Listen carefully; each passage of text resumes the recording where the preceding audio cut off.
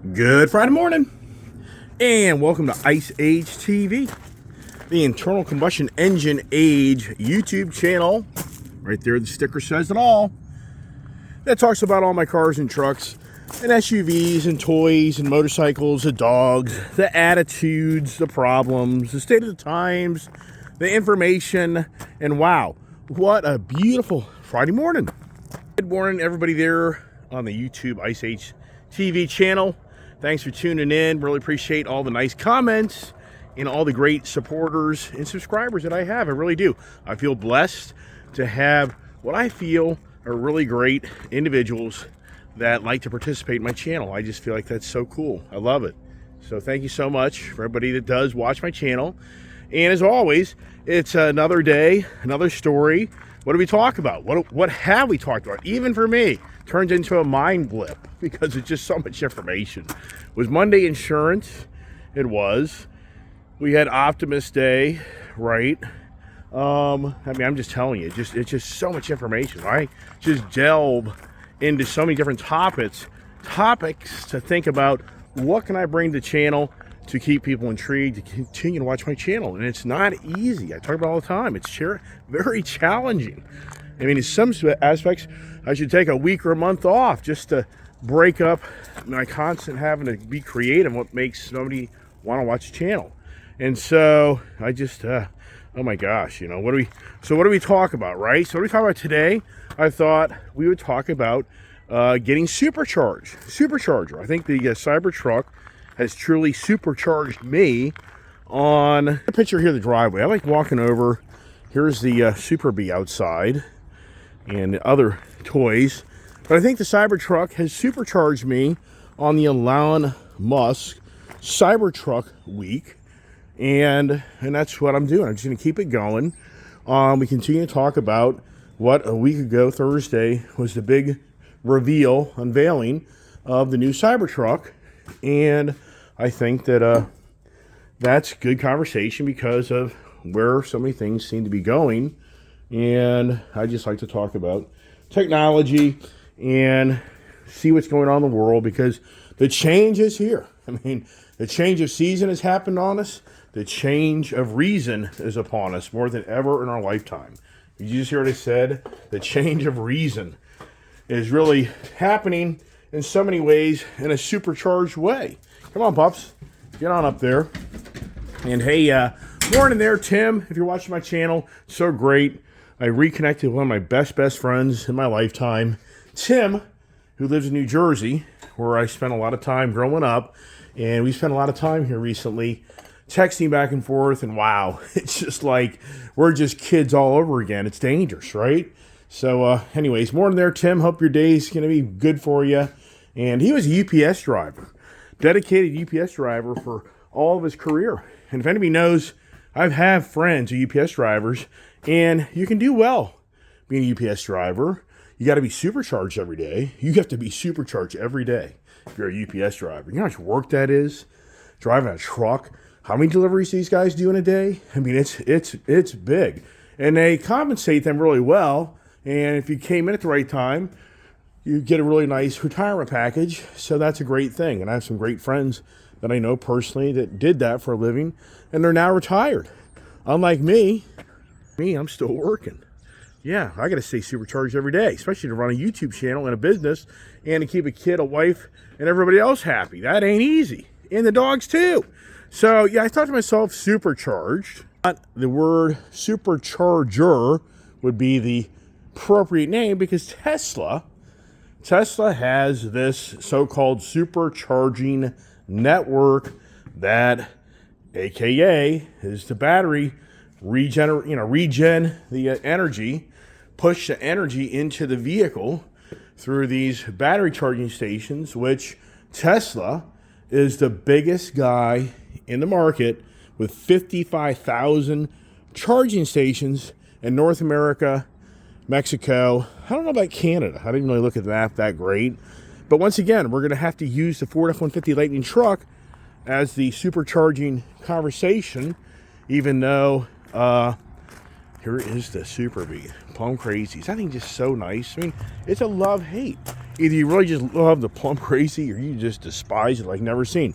So here we are, the supercharging, the whole battery infrastructure, the whole Cybertruck is getting so much attention. Because for number one, it's either the ugliest thing you've ever seen in your life, or it's the most Mars adventure vehicle you want to own. And what I think is really interesting is this truck here's architecture is now in so many ways archaic and old. Yes, this is a 400 volt battery system and a 12 volt actual ignition and runs electronics system versus the Cybertruck is double. It's an 800 volt battery pack, and it's a 48 volt electric infrastructure to run all the accessories and electronics of the vehicle. And it starts to get deep and heavy when you start to really do your research on what starts separating these vehicles.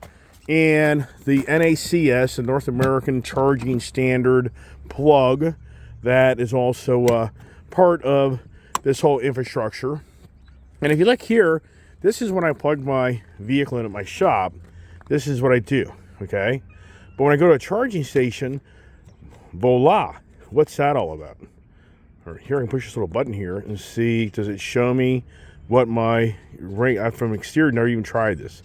Does it tell me how much battery life I have by little bars here? And it's not. But anyways, we're gonna talk about that here in a second. So for the Ford Lightning, and I talk about it every day of the week, it's just incredible on how the Cybertruck is now what everybody wants, per se, not really, but it's the hottest item since sliced bread. But it has the same challenges as this vehicle has if you buy one. You're still going to have challenges of your range and the tow capability, and it's a very expensive truck.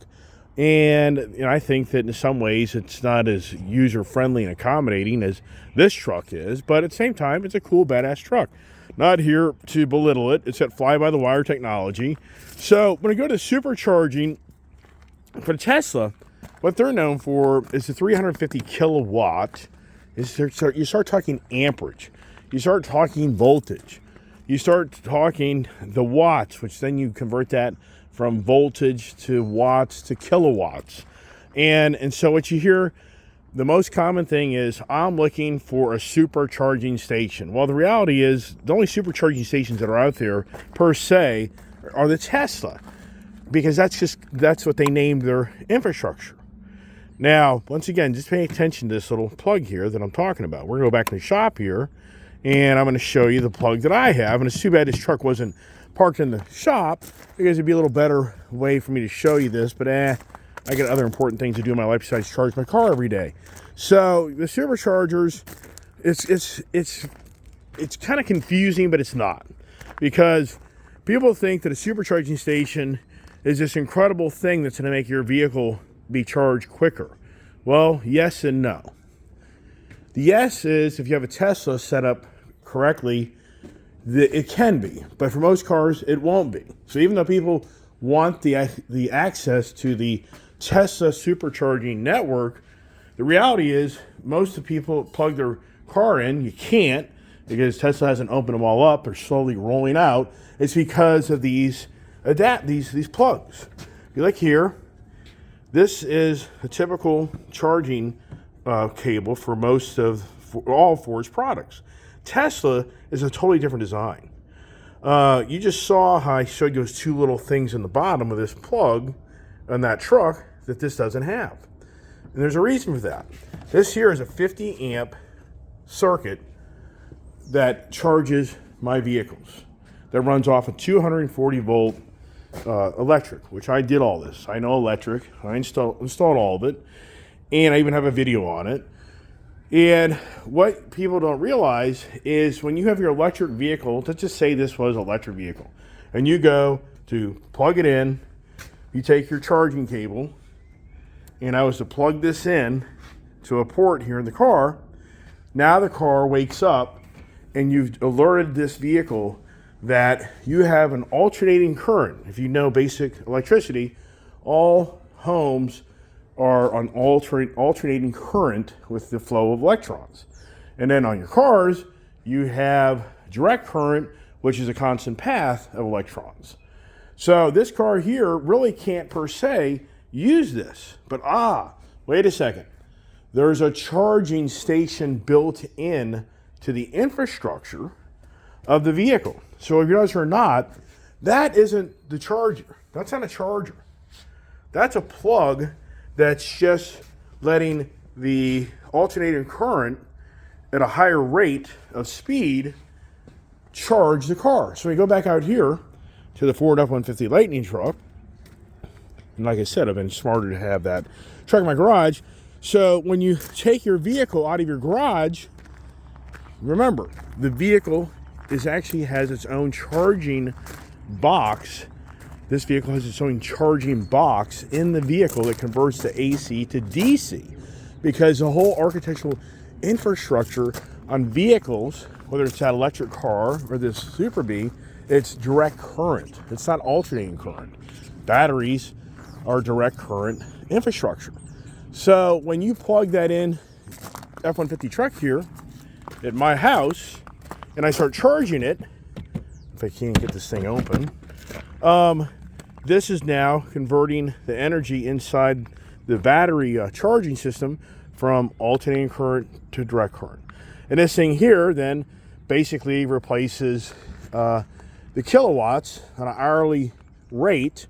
When this has 131 kilowatt, and now I use, let's just say 100 kilowatts, and I want to put 100 kilowatts back in, this is where on my system, it's not a supercharger, it's going to take a good 10 hours of putting the kilowatts back in, because it's going to be maybe an 8 to, it's probably be like an 8 to 10 kilowatt per hour that goes back into the battery pack. So when you go out in the field and you go to Tesla, let's just say this was a Tesla truck, and you pull up Tesla, but more so the Ford truck here, when you go to these charging stations, it has these extra two ports right here. These two ports are letting the charging station use direct current. So the reason that you can charge faster in the field is you don't go through the battery charging box.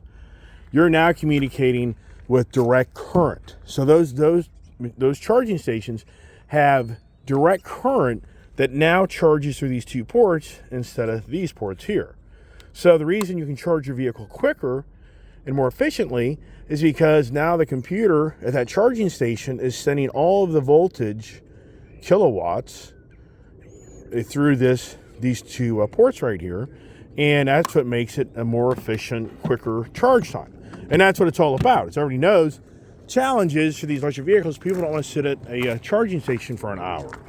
But Tesla is claiming that their Model Y car can get like 150-mile range in 15 minutes. I think that's correct, at a 350 kilowatt charging station. But a lot of the charging stations out there are like the 125 kilowatt. But this is the dirty secret.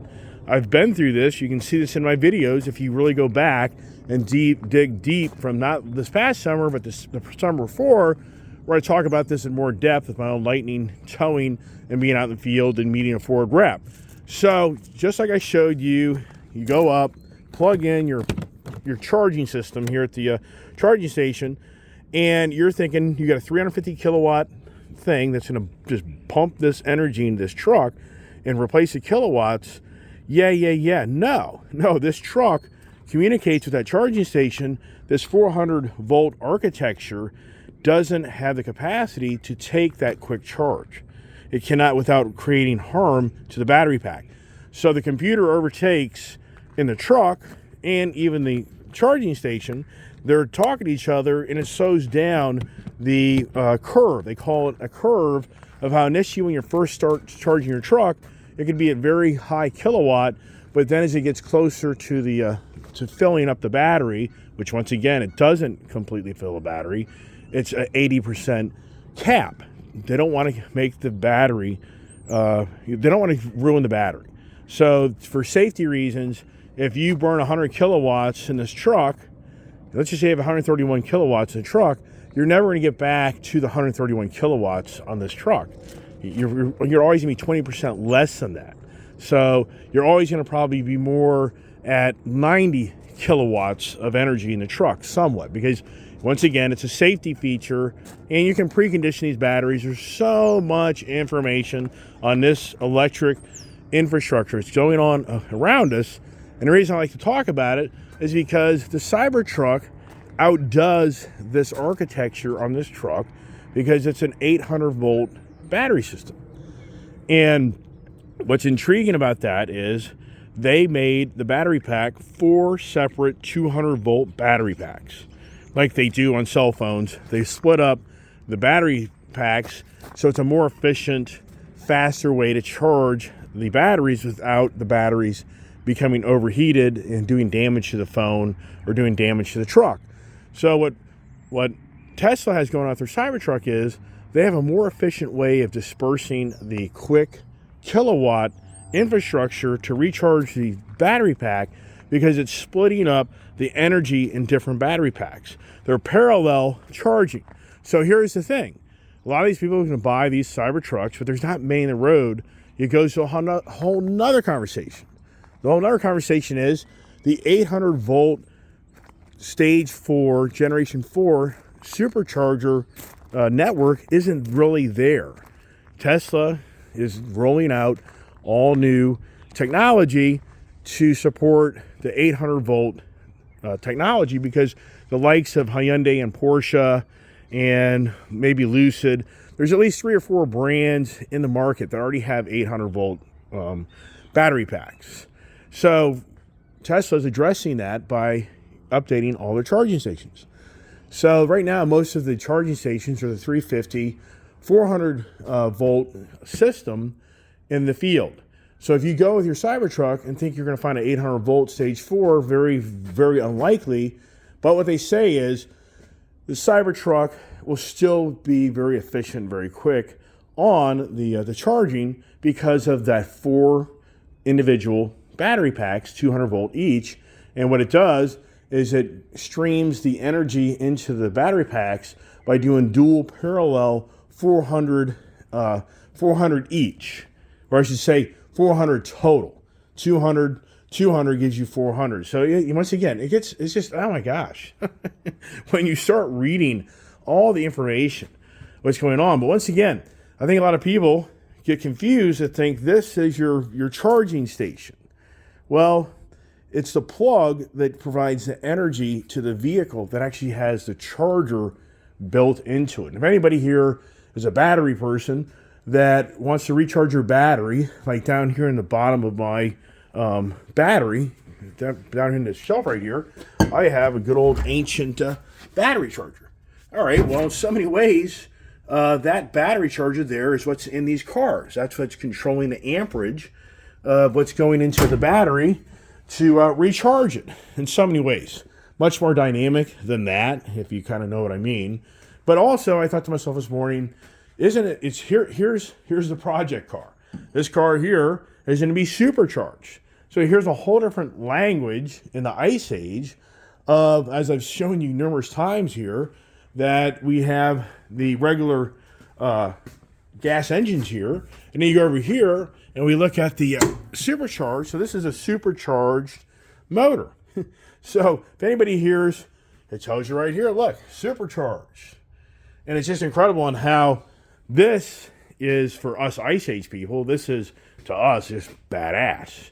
If you can put a supercharger on your car and force it to suck in air, oxygen at a very fast, higher rate with the fuel, it creates more energy, more power for that motor to give you what would be, in this motor non-supercharged, probably about a 500 horsepower motor. With it being supercharged, this is 800 horsepower. Then it comes down to the pulleys, the injectors, the throttle body. It gets very much more in depth of the mechanical skilled individual understands so much more. The intercooler, where your intercooler is down here for the to cool down the supercharger, because that screw, they call it the screw, a big old fin, like big old propeller inside there that spins at rapid speeds. It gets extremely hot. And you have to have a really good liquid cooling going through that. So an intercooler is very, very important. If you race this car, they have what they call the chill factor, where air conditioning is even added into the cooling down of the supercharger, so you don't get vapor lock on that. And once again, it kind of gets really in depth of all the engineering and all the specs and information, but it's a supercharger. But now the word today, more than ever, is you hear about Elon Musk superchargers. Where's the superchargers? Where's the superchargers? Where can I find a supercharger station? And in some ways, it's misinformed because some people think that they're going to charge their car faster. No, that's not correct.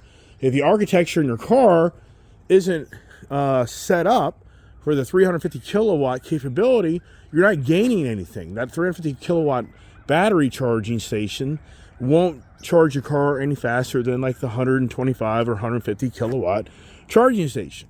And you may even be having to pay more for that 350 kilowatt charger. I'm not real sure on that. It's possible. So there's your basic lessons of the infrastructure of what's going on. And really the goal is to create the faster charging capability, because us humans are very impatient. If you drive the roads these days, you see people are very impatient and they want to go anywhere, everywhere, fast as possible.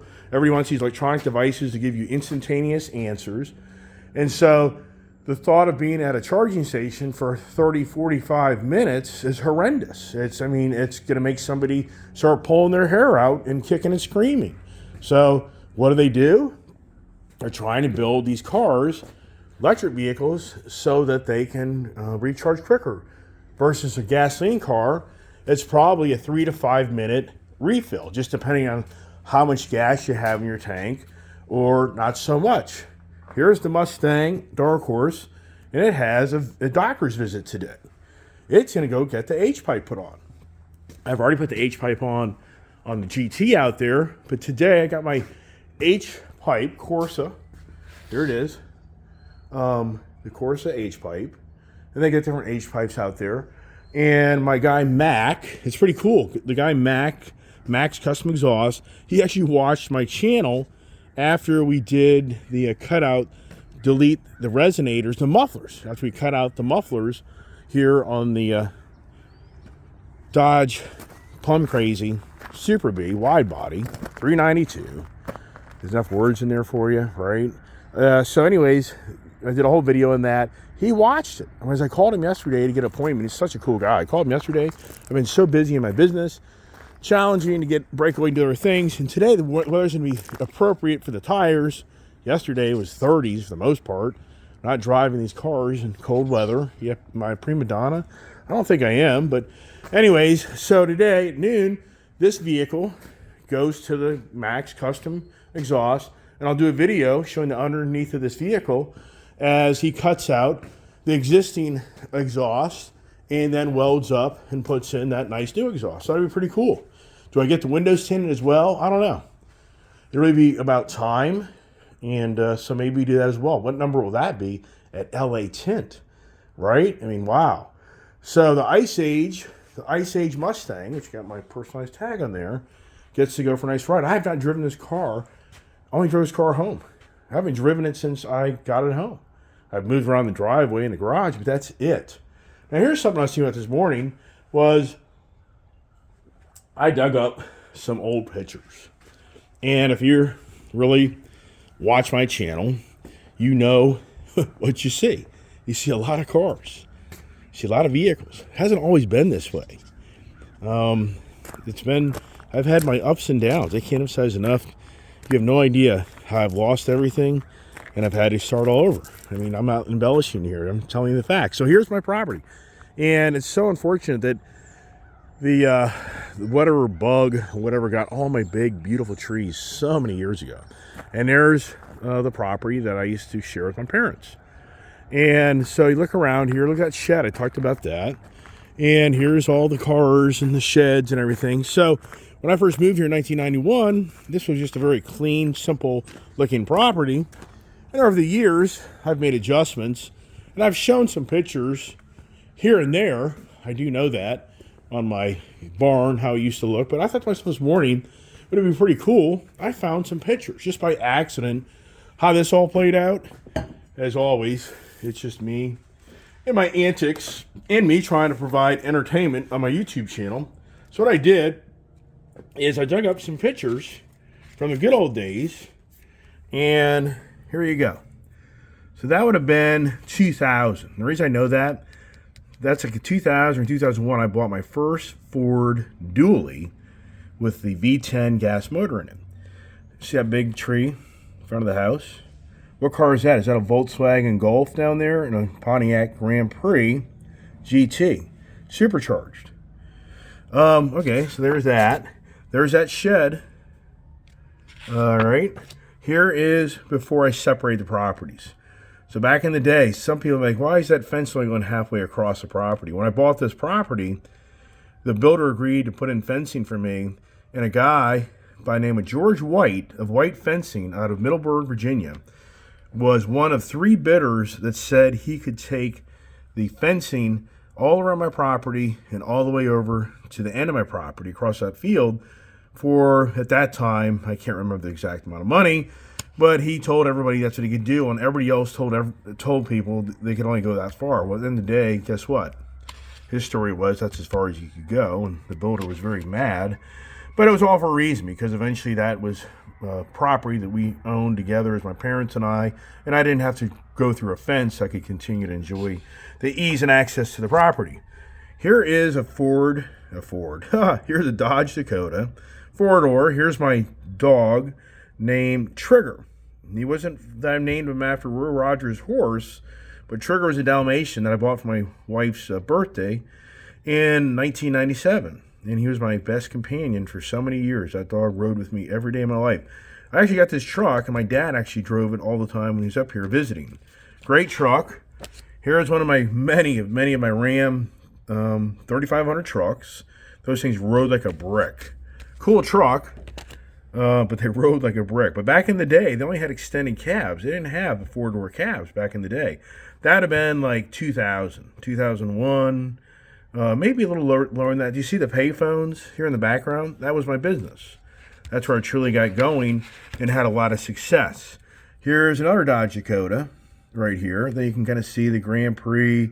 There is my other Ram 3500, my all-time favorite. I wish I never got rid of that. There's my other Ram 3500. So I had 2 dualies at the same time. There's my Volkswagen diesel Bug that got like 42 miles a gallon. There's my Ram 3500. That's like my second one, the sport package that I got, the guy called my house after I switched out my 98 model, and that was like a 99 or 2000, whereas all the painted out, trim work, bumpers, nicer, cleaner looking truck. And the guy called me. My wife never knew that I traded trucks because they were white trucks. And he calls me, told him don't call me. He calls my wife on the phone and says, hey, how's that new truck? Then my wife is like walking out in the driveway, yelling across the way, how's that new truck? Here's the sheds, but nothing was over there. You can see that. And then here's the payphone business. People are like, oh, I love the snow. Oh my gosh, it was the worst. In the public telephone business, so many years, I spent so many days. I had 400 payphones. I had, like 200 plus locations. I would spend days and days and days. The snowplow guys didn't give 2 craps. They buried all my telephones so people couldn't use them. So my business, the lights would turn off and me making money. So I had to drive around and I had to dig these telephones out. But even some people would climb over the snowbanks to get to these phones. But always befuddled me how these snowplow guys were so ignorant. They had no clue that you don't push all the snow into where the payphones are, but they just don't get it. So here's like a picture of me digging out the phones. I ended up getting major hernia injuries from doing all this work. I had major 2 hernia pulls, and it was radical because I just spent days and days just out in the field. Snowblower, you couldn't use a snowblower because by the time I got to these locations, the snow had, warmed up and hardened from being wet and cold, and so it was like rock. I'd sometimes have to take a pick with me to dig it out. So I spent many days of just digging out all these payphones. It was brutal. It was the worst. And so now, here's a picture of my wife, but she won't like me to see, but you can't really see her. But there's Fancy Man, that tag that I told you the other day. I had it. Let me see if I can find it here as I'm showing that. So here's my wife on a beautiful West Virginia State racking champion Tennessee walking horse that I bought from the owner of the place that we boarded it.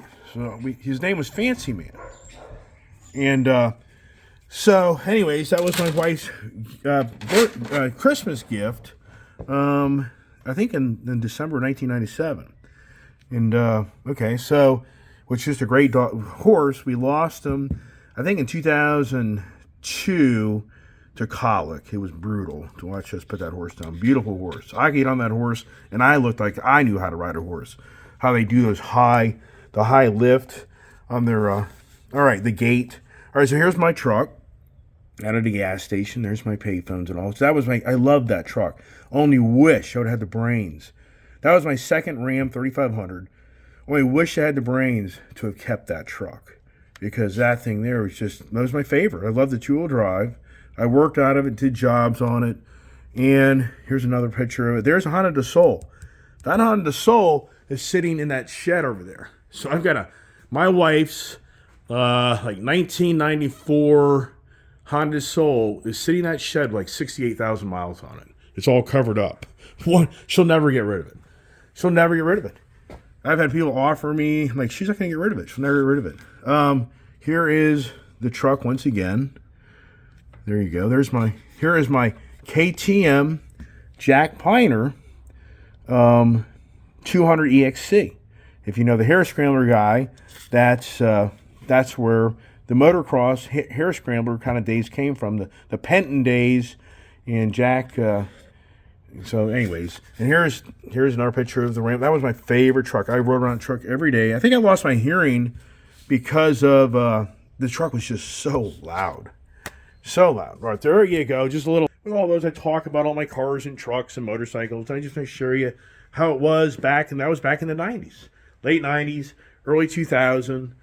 And wow, it's just hard to believe, how time passes so quickly. So what are we going to upstairs and just kind of wrap up the conversation? And today's going to be 50s, a really beautiful day ahead of us, which is really cool because I can get the Mustang out, have fun with that, make a video of the Mustang, getting the exhaust changed out on it. What's the kit? Well, here's the challenge. How do I get that box to fit in this car? Yeah, right. So the kid, depending on the work schedule today, what is she driving? The F-250 Tremor truck is her all-time favorite now. She just loves that truck. So to me, if I wanted that Raptor truck, 37, I could take that truck right there today, this morning. I could drive down to the dealership, and I could actually trade that for the Raptor. I just don't think that's the right decision.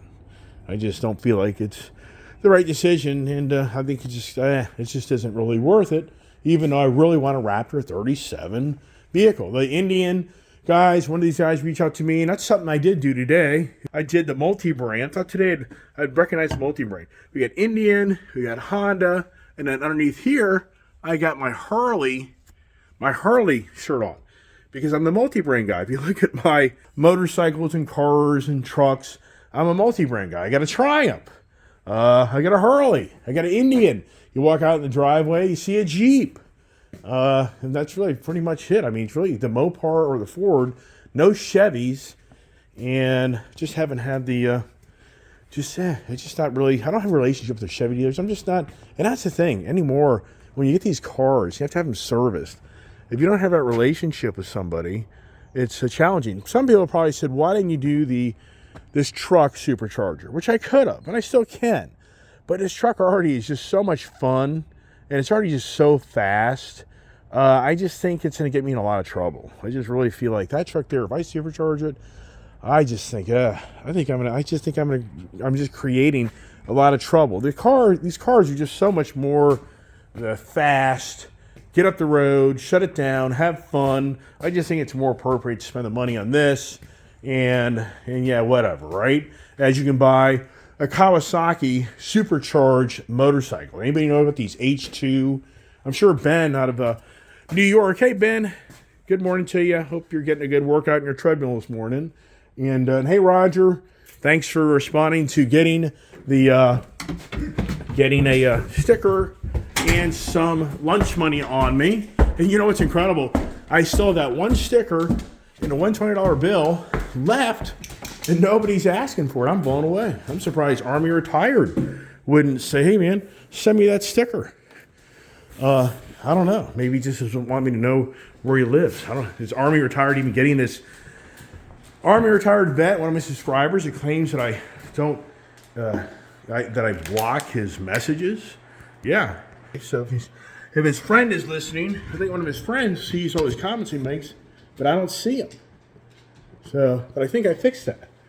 Maybe I didn't. I only saw like one or two. I think I saw one comment from yesterday. Let me get the puppy out of the way here. Get the morning going here. Get the phone out. Jeez, just doesn't end, man. Doesn't end. So Supercharge, Elon Musk.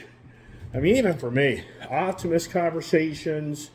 I mean, the week in review, we had the Prophet conversation, we had the Blasphemy conversation, and we had the insurance conversation. So if I go back, Monday was insurance, Tuesday was Blasphemy, Wednesday was Prophet, Thursday was Optimism, and Friday is Supercharge. So I kind of try to keep the theme, which was really the huge amount of information this week on electric vehicles. And I'm sure for some people it's like, but it's just, it's incredible. I mean, you're seeing the automotive industry start to kick and scream at this electric infrastructure is just not working. You're just seeing that these automotive manufacturers are saying, where are the people? I mean, what is going on? I mean, sincerely, why?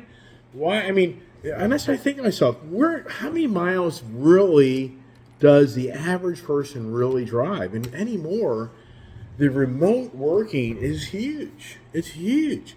And how many people don't drive to work every day?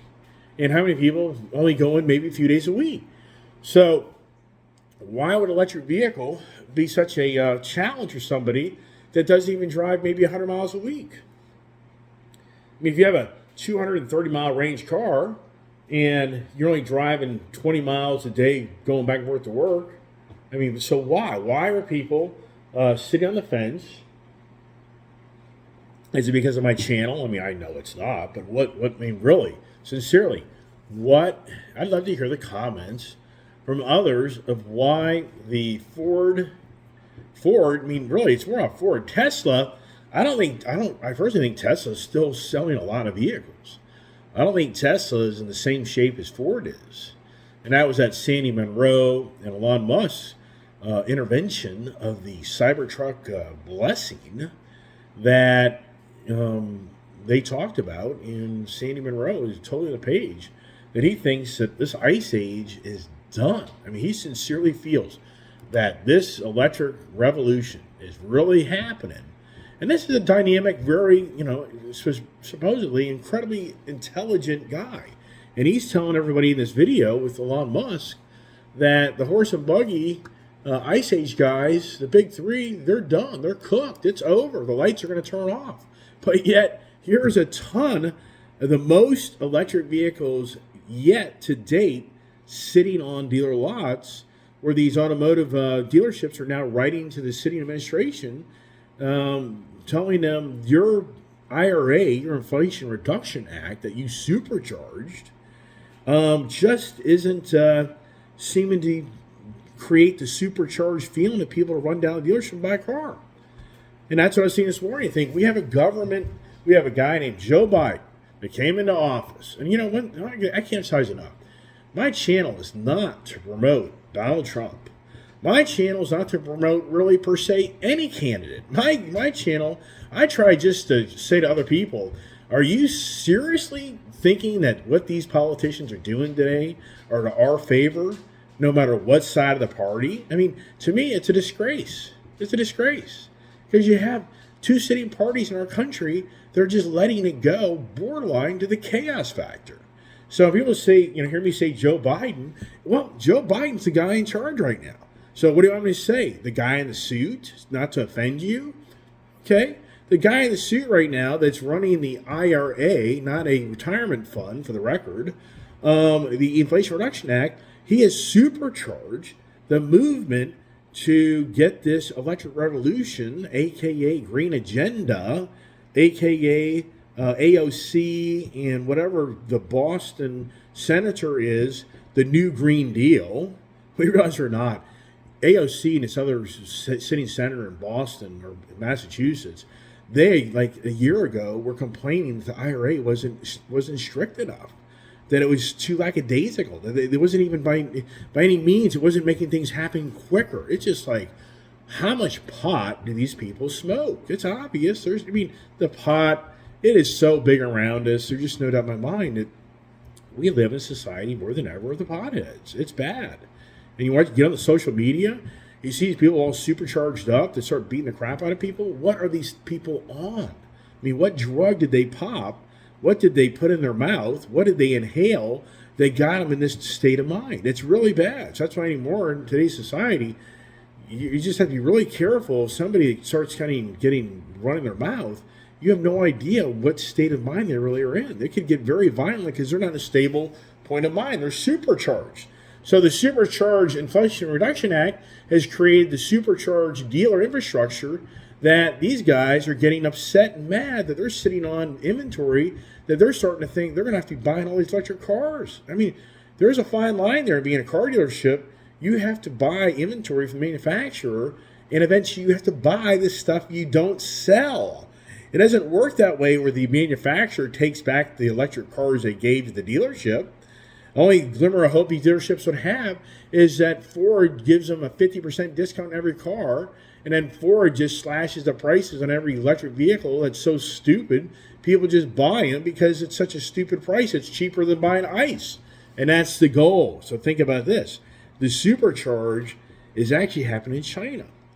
I mean, sincerely, the electric revolution is so supercharged in China, and I've talked about it numerous times. You even hear Sandy Munro talk about it to a degree, but not in great depth. Sandy Munro, I don't know if he's in depth. Elon Musk is very aware of the automation, of the computers, of the Optimus, of the artificial intelligence at the greatest rate of speed ever in modern times in our lifetime. We have behind the scenes all of this technology being developed right now. I mean, the real computer, the real humanoid is here. The real artificial intelligence is already here that's being used already in medical field. It's being used in McDonald's. So get this. I mean, this is real stuff. The artificial intelligence is going to overtake the fast food industry by leaps and bounds you're not even aware of. Artificial intelligence can know what you want. They can look at your tag and know from the repeat business going through the drive-thru with a camera of your same old order day in, day out of that quarter pounder of cheese and an apple pie and a chocolate milkshake. Yeah, they know that. The artificial intelligence knows who you are. And so what they're talking about is McDonald's is getting ready to explode in the infrastructure of how many stores they have. And people are like, no way. McDonald's is hurting. You read, no, you're not listening. McDonald's is putting into place artificial intelligence as other huge companies are to help manage their business. So think this through. The protein-based plants, or whatever you call these other plants that you can make into a hamburger, make into a burger, what's going on, if you really pay attention, when you want to go buy the red meat, it's extremely expensive. You want to buy the plant-based burger, it's not as expensive. The goal is that the industry sees the AKA, the Green Deal, the Green Agenda, what it's doing, it's challenging for the meat processing of the world. So the plant-based products are going to become less and less expensive. And McDonald's sees the future of them being able to get you and I to change our eating habits. And you'll be buying, instead of spending, just to say $20 at McDonald's, maybe you spend $14 at McDonald's because you're now eating plant-based product. And what they know from all this is the little guys aren't going to be able to stay up with the big guys. The artificial intelligence already knows that the little guy doesn't have the money, the vision, to adapt to the future of the way we eat foods. So McDonald's is taking a huge advantage of this artificial intelligence that is going to help it grow by leaps and bounds, and it's going to help put out the little guys left and right. As you and I are going to witness more and more, the dominant brands are going to be more prevalent than the little guys down the street. They're just not going to be able to compete. That's the theory. Does it play out? I don't know. I'm not the expert on that, but that's where artificial intelligence is getting and being used at the supercharged rate more than even I even realize. That where everything's going with the computers understanding, digesting, and being able to analyze, evaluate, think, blah, blah, blah, blah, blah, at a much rapid pace than I can, and I'm sure for the majority of others as well. It's a more efficient machine that can see things that others can't. So, and that's where Elon Musk is all over this brand new manufacturing plant for his next generation Tesla car.